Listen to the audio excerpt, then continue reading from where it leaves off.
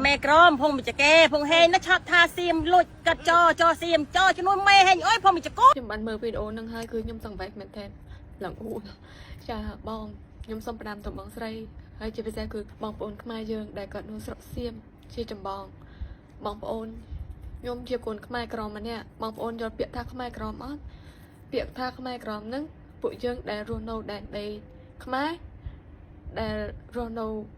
ក្រមការគ្រប់គ្រងរបស់រដ្ឋាភិបាលវៀតណាមនេះហើយគេហៅថាខ្មែរក្រមរបស់ពួកយើងសម្គាល់ពួកយើងតែងតែរាប់បងជាបងជាប្អូនពួកយើងហៅពួកបងជាខ្មែរលើហ្នឹងគឺខ្មែរដែលកើតនៅដែនដីខ្មែរប៉ុន្តែសៀមគេគ្រប់គ្រងបងមកនិយាយថាខ្មែរក្រមចោតពួកបងជាសៀមយកដីខ្មែរអានេះវាជារឿងពិតអានេះជាប្រវត្តិសាស្ត្រពិតហើយពួកខ្ញុំអាណិតសង្វេគបងមែនតើព្រោះថាប្រវត្តិសាស្ត្របានធ្វើឲ្យខ្មែរយើងបែកបាក់គ្នាលែងស្គាល់បងស្គាល់ប្អូនលែងស្គាល់ពុទ្ធសាសន៍លែងស្គាល់កំណើតខ្លួនឯងហើយ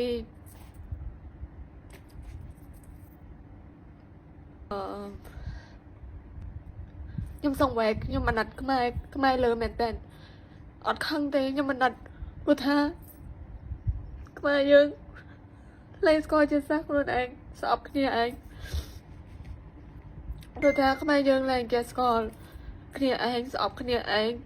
នឹងបែងចែកទាំងលើទាំងកណ្ដាលទាំងក្រមកាពិតទៅយើងជាសាសតែមួយប៉ុន្តែ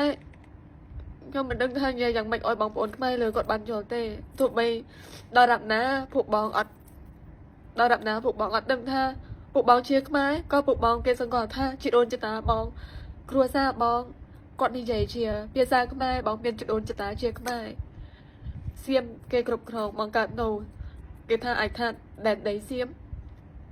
បច្ចុប្បន្នប៉ុន្តែពេលមុនអតីតកាលគឺជាខ្មែរដូច្នេះយើងត្រូវតែទទួលស្គាល់ការពិតថាយើងជាខ្មែរខ្ញុំអត់ខឹងពួកបងទេខ្ញុំ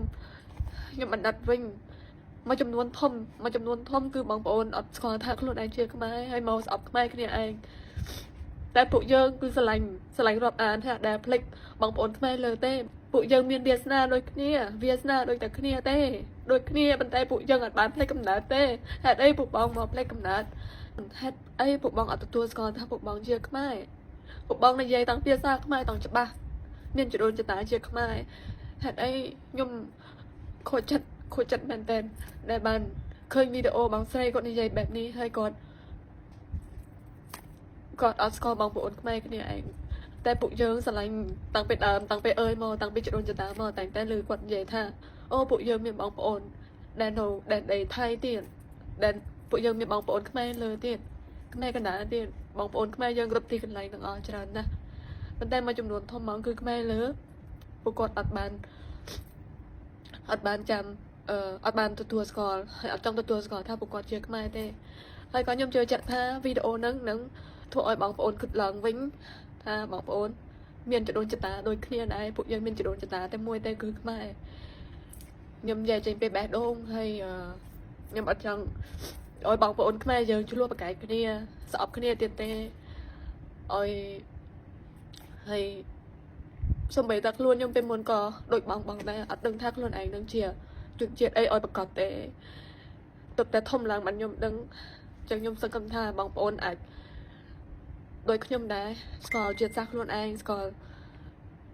ទទួលស្គាល់ខ្លួនឯងជាអ្នកណារៀនទទួលស្គាល់ការពិតរៀនទទួលស្គាល់បទសាសន៍ចាអរគុណ